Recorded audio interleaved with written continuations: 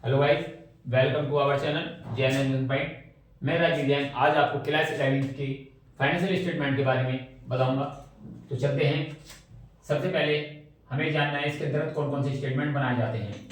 तो सबसे पहले इसके अंतर्गत फाइनेंशियल स्टेटमेंट में सबसे पहले ट्रेडिंग अकाउंट,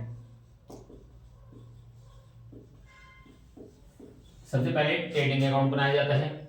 नंबर 2 पर आता है profit and loss account, profit and loss account. और थर्ड नंबर पर आता है बैलेंस शीट।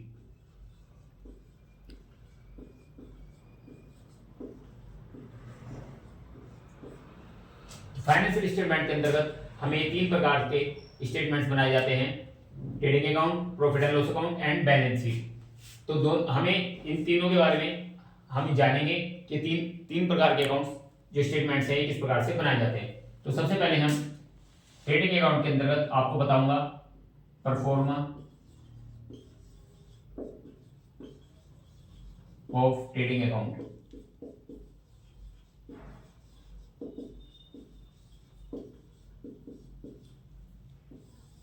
मोस्टली स्टूडेंट्स को इसके अंदर ये कंफ्यूजन रहता है कि कौन सा एक्सपेंसेस ट्रेडिंग अकाउंट के अंदर जाता है, कौन सा एक्सपेंसेस प्रॉफिट एंड लॉस के अंतर्गत जाता है। तो हम आज आपको इसके अंतर्गत ये बताएंगे जिससे कि बच्चों को कंफ्यूजन ना रहे कि कौन सा एक्सपेंसेस किसके अंतर्गत जाता है। तो हम आपको बता रहे हैं। तो ट्रेडिंग इसके अंतर्गत परफॉर्मे में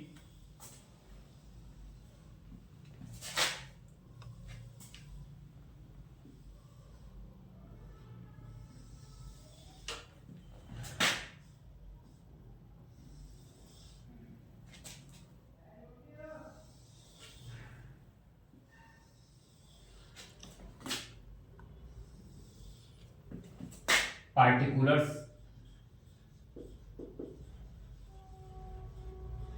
अमाउंट, यहां पर पार्टिकुलर्स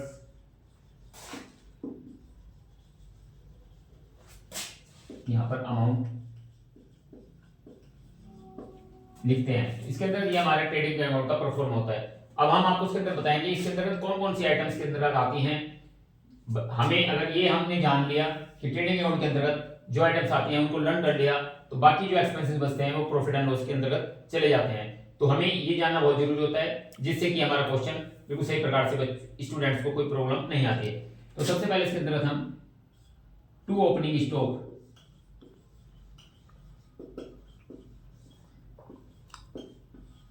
जो हमारे पास ओपनिंग स्टॉक होता है, जो हमारे पास लास्ट का क्लोजिंग स्टॉक बचा होता है, वो नेक्स्ट ईयर में ओपनिंग स्टॉक कहलाता है। तो उसको हम ट्रेडिंग अकाउंट के अंतर्गत मेंशन करते हैं। इसके बाद आता है टू परचेज, जो हम गुड्स परचेज करते हैं उसको परचेज कहा जाता है। परचेज के अंतर्गत अगर हमारी कोई रिटर्न्स है तो उसको हम इसके अंदर माइनस करके दिखा देते हैं, परचेज रिटर्न।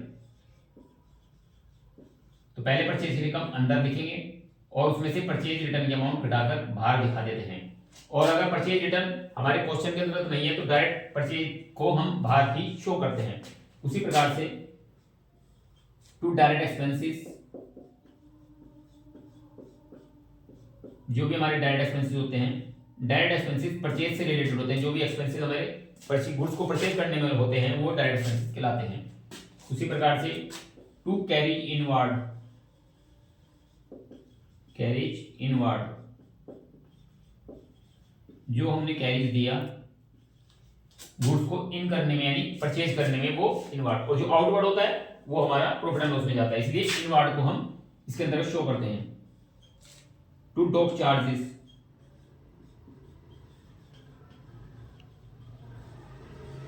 जो हमारे पोर्ट के बंदरगाह चार्जेस होते हैं। To factory rent, factory lighting,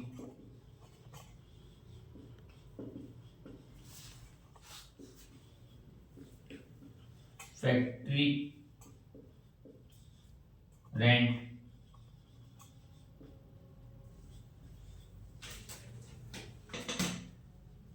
coil, coal, gas,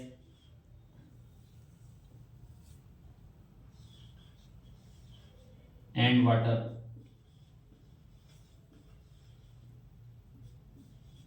to manufacturing expenses,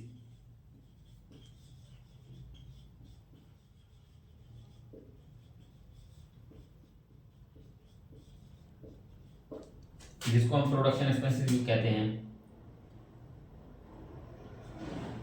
to royalty,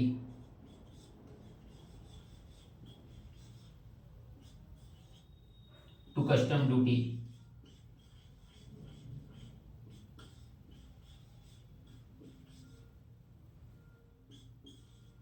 to wages and salary.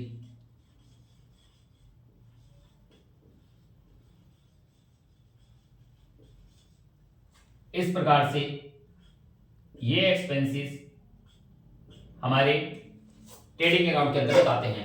इसके अलावा जितने भी एक्सपेंसेस बचते हैं वो हमारे प्रॉफिट एंड लॉस के अंतर्गत जाते हैं। इसी प्रकार से यहां पर हमारी बाय सेल्स, अगर सेल्स की में रिटर्न भी क्वेश्चन के अंतर्गत है तो सेल्स की अमाउंट अंदर लिखेंगे माइनस सेल्स रिटर्न।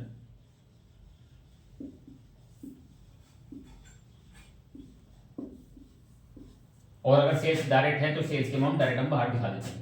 इसी प्रकार से बाय क्लोजिंग स्टॉक,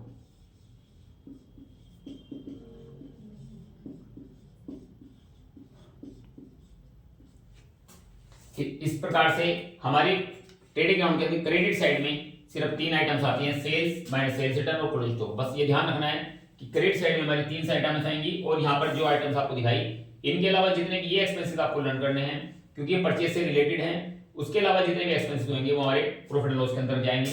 उसके पश्चात हमें क्या करना है, जो भी इनका टोटल्स आएगा उसके टोटल को यहाँ पर सम कर लेंगे, उनको ऐड करके इन सभी एक्सपेंसेस को उसमें से माइनस कर देंगे, तो जो हमारा प्रॉफिट आएगा वो हमारा ग्रॉस प्रॉफिट कहलाता है। To gross profit CD carry down. और इसी प्रकार से अगर हमारे एक्सपेंसेस ज्यादा हो रहे हैं और हमारी सेल्स यानी इनकम्स कम है तो हमारा लॉस कहलाता है, जिसे हम बाय ग्रॉस लॉस कहते हैं, बाय ग्रॉस लॉस सीडी। इस प्रकार से अगर हमारे एक्सपेंसेस ज्यादा हो रहे हैं तो ग्रॉस लॉस आएगा और हमारी इनकम्स ज्यादा हैं और एक्सपेंसेस कम है तो हमारा ग्रॉस प्रॉफिट कहलाता है। यही ग्रॉस प्रॉफिट हमारा प्रॉफिट एंड लॉस के अंतर्गत कैरी फॉरवर्ड हो जाता है। तो इस प्रकार से आपको ट्रेडिंग अकाउंट के अंतर्गत ये एक्सपेंसेस बस लर्न करने हैं, जिससे कि आपका कंफ्यूजन इसमें नहीं रहेगा कि कौन से ट्रेडिंग में जाते हैं, कौन से प्रॉफिट एंड लॉस में। आप सिर्फ ट्रेडिंग अकाउंट की एक्सपेंसेस लर्न कर लीजिए और क्रेडिट साइड में सेल्स के 3 आइटम्स ये लर्न कर लीजिए। उसके अलावा बाकी सब आइटम्स हमारे प्रॉफिट एंड लॉस में जो एक्सपेंसेस हैं वो प्रॉफिट एंड लॉस में जाएंगे और जो बाकी हमारी एसेट्स बचती हैं, जो एसेट्स होती हैं और लायबिलिटीज होती हैं वो हमारी बैलेंस शीट में चली जाती है। तो अब नेक्स्ट वीडियो में हम आपको इसको सोल्व करके दिखाएंगे कि क्वेश्चंस लेंगे तो आप इसको अच्छी तरह से लर्न करें। कंटिन्यू हम आपके लिए और नेक्स्ट वीडियो क्वेश्चंस की लेके आएंगे। थैंक्स।